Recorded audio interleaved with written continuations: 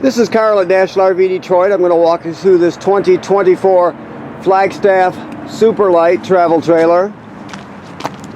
The model number is 26RBWS with a rear bathroom. Okay, so this is not a floor plan video. This is a how-to video, so I'm going to show you some of the features and how they work. Okay, so you have power stabilizer jacks. You have two, obviously the one switch here on the rear works both rear jacks, and then you have another one up front which operates both front. You have a power awning with LED strip. Okay. Outdoor speakers. This is a vent for the range hood. There's a baffle in there, so make sure you free up the baffle so it flaps freely when you're venting to the outside. You hang a grill here. This is a grill rail, or griddle rail, and there's a quick LP disconnect right here, underneath here. If I can see it, right under there. Okay. This is power out, TV signal out, and then a bracket to hang a TV to if you choose to.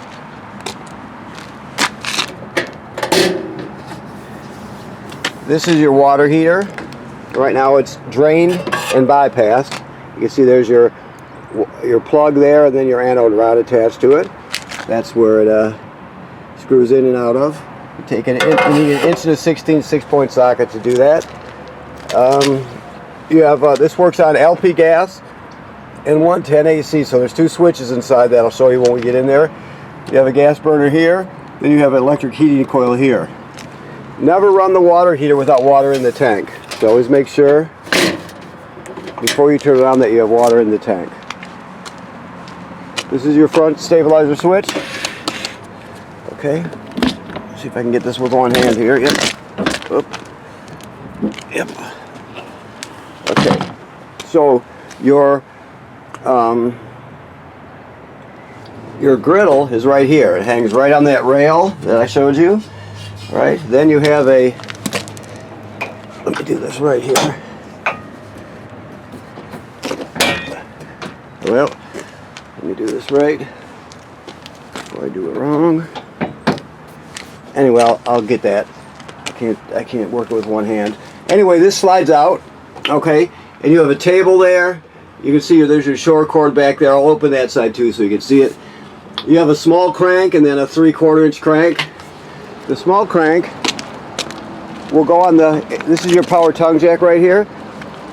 If it happens to fail for any reason, you can pull this cap off, put that crank on there, the smaller crank, and you can crank it manually to get yourself out of trouble. Okay. You have two deep cycle marine batteries. There's a kill switch here. You can see right there. You can set the batteries off right there if you need to. Two LP tanks which are full. I told you you have power tongue jack. Okay. Docking light. Okay. So this trailer has a solar panel, obviously, but it also has an inverter. Inversion starts with 12-volt DC, which you're getting from your batteries here, right? 12-volt DC batteries. Then it will invert the power to 110 AC.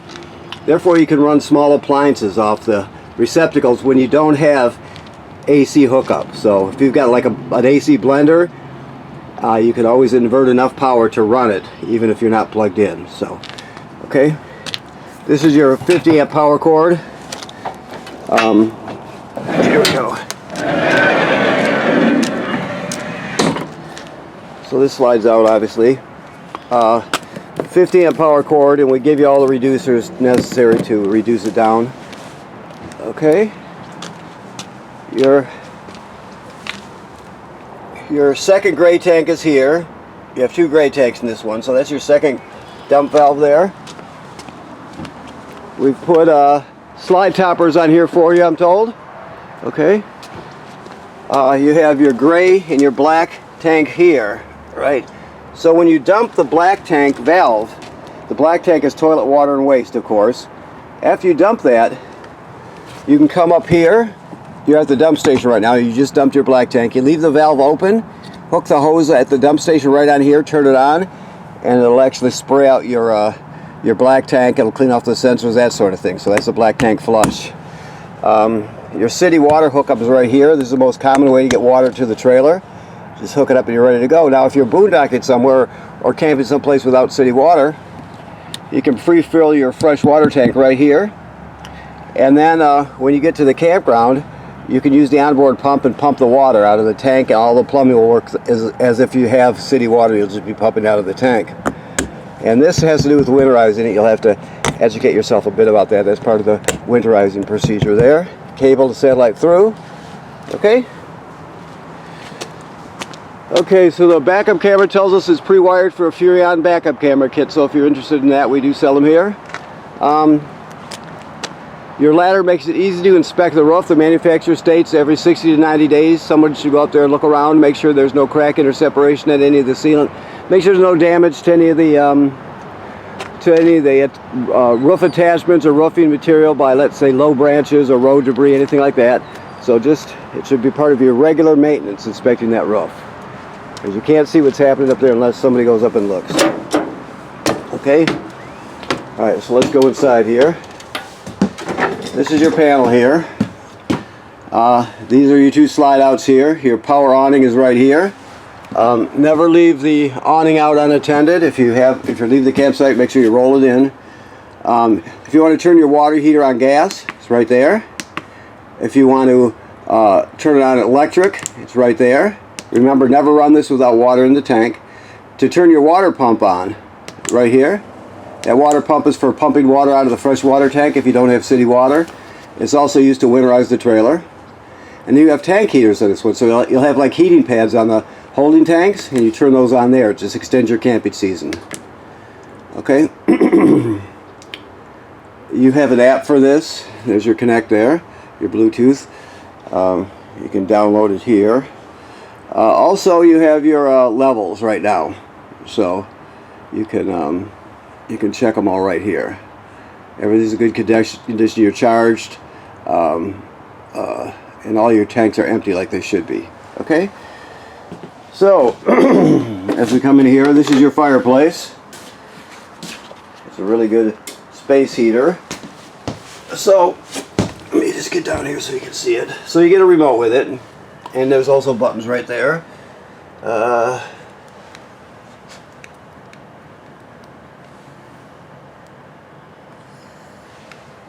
you can see the temperature right there, up and down. You can change the intensity of the fire. Okay.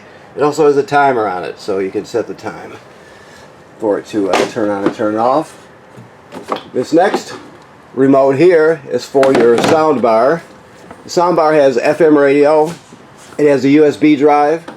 It has Bluetooth, so you can stream with your phone or your tablet. It has two speaker zones, A and B. A is inside the trailer, B is outside the trailer. So it does everything you need. And then this last one is for your smart TV right here. Okay. Now, let's see here. This does swing out, and it locks into place, so keep that in mind. So, I was mentioning inverting power. So, this does invert.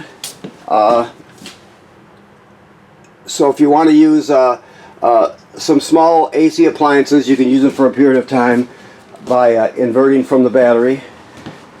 The other way is conversion. This also has a power converter in it, so this goes the other way too. If you start with 110 AC, you're plugged into shore power. You have regular circuit breakers like you see at home, 110 AC, and they're all labeled, right? Then the power is converted to 12 volt DC over here. So you have 12 volt fuses, and they're all labeled. Also, this is a battery tender, so it'll send so much energy your battery on the front has, and as long as you're plugged into shore power, it'll send as many amps necessary to keep your battery charged on the front. Of course, when you're pulling down the road, your tow vehicle will charge your battery. And here at your solar controller, your solar panel will charge the battery. So I'm just going to, right now the screen that is scrolling through is the most popular, so I'll just show you. 13.5 volts DC are what you have in the system right now, which is perfect. 52 Fahrenheit. 0.3 amps we're gaining from the sun right now. So it's taking sunlight and you're gaining 0.3 amps. As the day goes on, the clouds decrease, it'll go way up. You know, it can go up to 7.88, you know, it depends on the conditions outside. But this tells you everything you need to know about about what's happening with your 12-volt DC system and the solar panel, okay? It tells you have flooded batteries, which is correct. And 35 volts, and you're gaining 3.3 amps from the sun right now, okay? So that is also charging your battery. That's where I was getting to. So you have the power converter, charges your battery when you're plugged in. Your tow vehicle charges the battery when you're pulling down the road. And your solar panel with the solar, or your solar panel using the solar controller, charge your batteries as it can, depending on how much power it has. The conditions outside, okay? This is your carbon monoxide LP gas detector right here.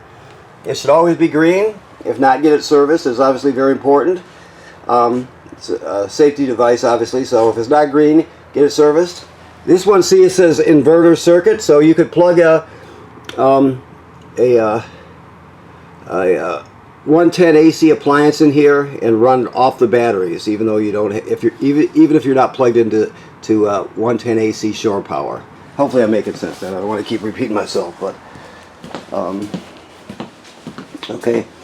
To continue with that, this is your controller for your inverter here. So let me get up here a little bit. So here you have another panel here. So there you go. So this is how you turn your inverter on, right? Right now it's inverting. You can see it. And we're getting AC volts now. Okay, so the bottom line is you're only going to run this inverter if you need the power. If you need to convert DC to AC power, then you'll turn this on. If you don't need to, there's no reason to. Just leave it off. So turn it off, you hold it for a few seconds, it'll shut off. There you go. Okay? And that's like an inverted circuit also right there. So that's how you turn your power inverter on and off. You can read up with in your packet with your literature. You can also go to the like WCFCOs or Go Power, or whichever device it is. You can go to their website and look at their product videos too, which is a good way to learn. Okay? Refrigerator is 12-volt DC refrigerator. Okay? This one opens both ways. Okay? Range hood works like any other, or I'm sorry, microwave works like any other microwave. The range hood, remember I told you about opening the baffle on the vent outside? So if you're going to run the fan, like it's winding up right now, you always want to open that baffle outside so you get a good flow of air going to the outside. This is your light, of course. And now I don't know if the heat or the gas is turned on. If not, I'm just going to talk you through it. But basically you have the sparker right here. Then you have the 3 knobs for the 3 burners, and then this one is for the oven. Yeah, it's turned on. So just simple spark clockwise, and that does it. When it comes to the oven, down at the bottom here there's a pilot light. Alright, maybe we can see it if I spark it. Yeah, see it's back there. So what you do is you go to the oven knob, you go to the picture of the flame, then you depress it, you keep it depressed while you're lighting it. You start sparking. Once the pilot light down here lights, you'll still hold this for another 10 or 15 seconds to heat up the thermocouple. Then you go to operating temperature. It operates like an oven does. When you shut it off, the pilot light will go out. So you have to relight the pilot light each time you use the oven. You also have lights here. Okay. Always travel with this shut. This is a you have sensors in your wheels, right? And this will tell you the temperature of your hubs and the pressure in your tires. You would take this screen right up into the cab with you in your tow vehicle. If you're interested, some people use it, some people don't, but you always have that available to you. It'll basically it'll tell you if your tires are getting too hot or your hubs are getting too hot. Could be potential danger, and it'll tell you what the pressure is. You have an audible alarm if you want it, or just a flashing alarm, or both. Okay. This is the inline water filter. This is your booklet with all your literature in it. Okay, your keys are here. Your thermostat is very simple. You hit mode, and then you'll scroll through the modes: heat, fan, cool, whatever you want, and you just go from there. It's very, very simple. Works like all thermostats do. This is a 50 amp system. So the reason it's a 50 amp system is this is pre-wired right here for a second air conditioner. So if you want to add a second air conditioner, we do that here. It's an easy install. So you can always add a second AC, and it's prepped for it already. So keep that in mind. All right. So this table, which is in backwards, well, not necessarily backwards, but the release is on the other side, the way he's got it in here. But you can see there's that yellow button right there. Hopefully you can see it right there. You flip that over to the right, and it'll disengage the table, and you'll collapse it at the joints here, at the hinges. So this will squat right down and sit on these cleats here. You don't want to travel with this in the up position because it can bounce around and break a window or damage something. So you always want it in the stowed position when you're traveling, okay? It's important. You can drop it down. When you drop it down out of the cleats, it'll turn into a bed, obviously. Then you have some theater seats here with your phone charger and the rest of the stuff. I got to pick up the pace a bit here. I'm running out of time on this file.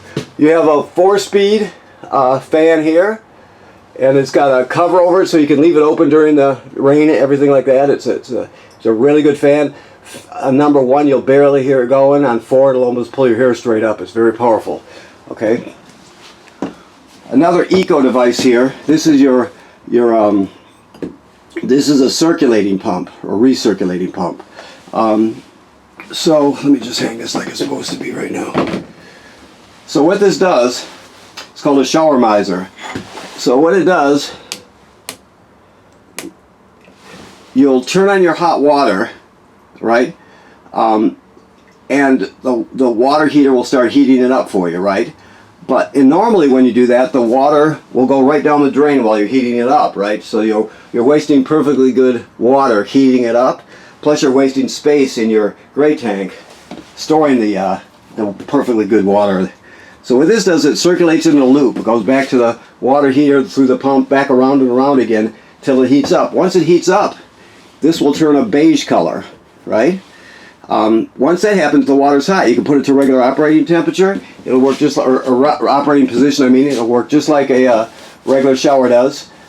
But it's an eco device. It saves. A lot of places nowadays have drought problems in the summer, so you're just not wasting perfectly good water.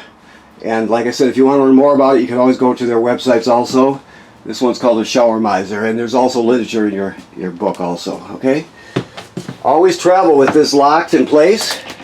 Never let these float freely or move freely, or they'll get damaged. Okay. The toilet sits right over a black tank like all trailer toilets do. So right now you see there's antifreeze in the system. So when you get to the campground, you hook up your power and your water, you'll come here, you'll put a dose of chemical right in the bowl. Then you'll stand on the pedal, push it down, water will start swirling out. You stand on it long enough to put at least a gallon of water in the tank below along with the chemical, and then you're all set. You could use more, but never less than a gallon. The idea is if you don't do that, if you use it dry, the smell will be terrible, plus it'll get clogged up, right? So you always want chemical and water in there when you start off. Otherwise, if you don't, you'll regret it. You'll only make the mistake once anyway, so keep that in mind. Okay, let's look around a little bit more, see if I forgot anything. The bed, there's storage underneath, as usual. We got drawers plus like a foot locker situation. Emergency window. You have TV hookup here. You have a backer plate for a bracket and hookups there. And of course, behind this switch here, there's also wires that are fastened behind here that are for the sensor. If you were to add a second air conditioner here, you can connect it to the system, and you can pull the wires out, and that's where the sensor hooks up, just so you know what that's all about.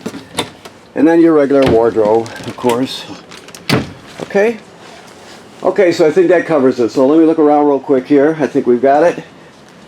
Yes, yes, yes. Okay. So I want to thank you for purchasing your trailer here at National RV Detroit. Please remember what I said about inspecting the roof regularly. 60 to 90 days, that's very important. You're just protecting your investment. And right now this trailer is winterized, so the water's been purged from the system and replaced with antifreeze.